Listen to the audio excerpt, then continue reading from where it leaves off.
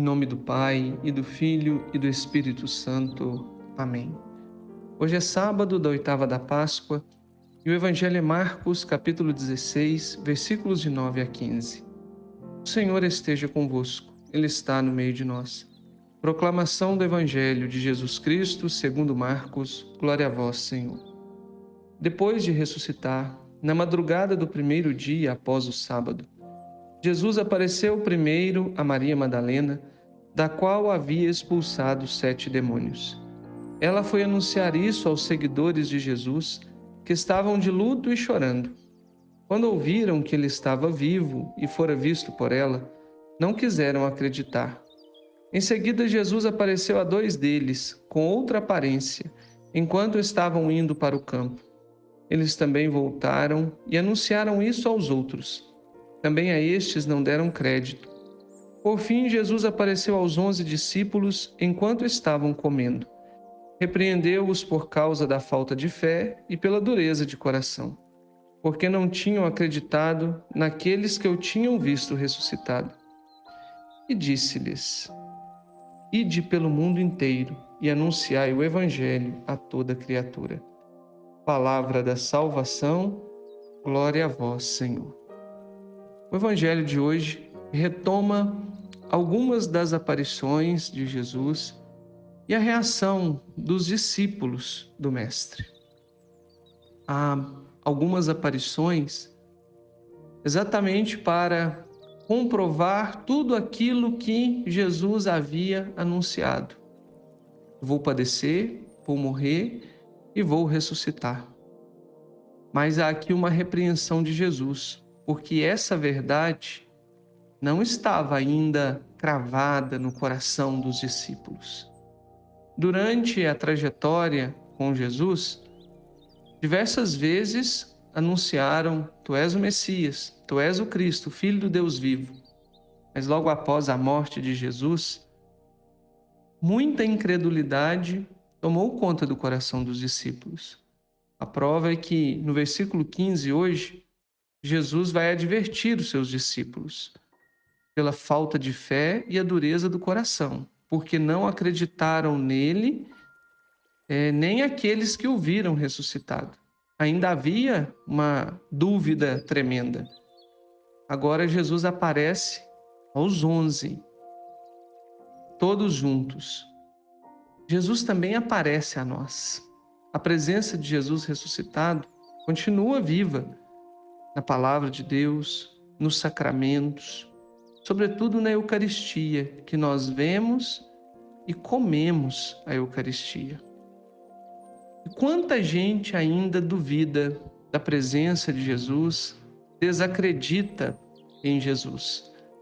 Aqui nós ouvimos os primeiros que tiveram a experiência com o ressuscitado, e uma experiência ainda diferente da nossa, porque tiveram a graça de ver Jesus no corpo glorioso, Jesus aparecendo a ele.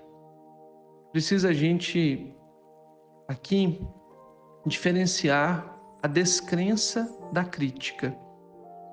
Quando a gente tem uma crítica, isso é um dom de Deus para a gente se proteger da ingenuidade, daquilo que não merece a nossa fé. Isso é ter crítica. A gente critica para a gente não ser bobos, para a gente não ser ingênuos. Porém, a incredulidade é uma falsa certeza que se distancia da verdade. E, infelizmente, acredita que o poder de Deus, que as coisas de Deus, que o que Deus mostra é mera imaginação. Os discípulos viram Jesus na cruz. Viram ele ser perfurado, viram sua morte, viram tudo.